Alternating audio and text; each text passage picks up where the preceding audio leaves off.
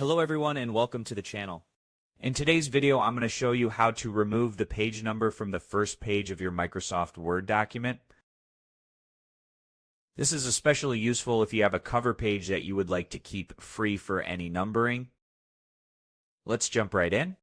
First, open the Microsoft Word document that has page numbers applied throughout. So for this video, I've already added page numbers at the bottom of each page, which you can see right over here. Now next, go to the Insert tab at the very top.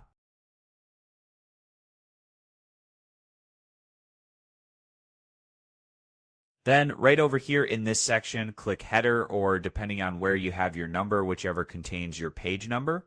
Then select Edit Header or Footer to open the edit mode. So in my case, I have mine in the footer. If you click on it, you can see it is in the footer. Now go to Insert, open the footer, and open the drop-down menu of Footer.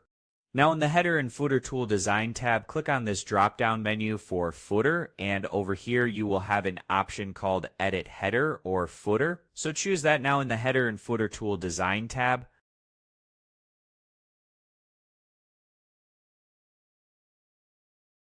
Look for the option called Different First Page. Just simply check the box next to it. This tells Microsoft Word to treat the first page header or footer separately from the rest of your document. As a result, any page number on the first page will be removed. So click on it, and now it's gone. Now you can just simply take a look at the other pages. They will still have the number, but for the first page, the number will be gone. So if everything looks good, save the document. And that's all there is to it. So you've successfully removed the page number from the first page of your Microsoft Word document.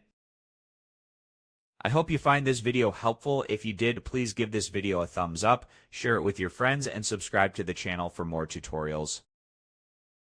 Thank you for watching, and see you in the next one.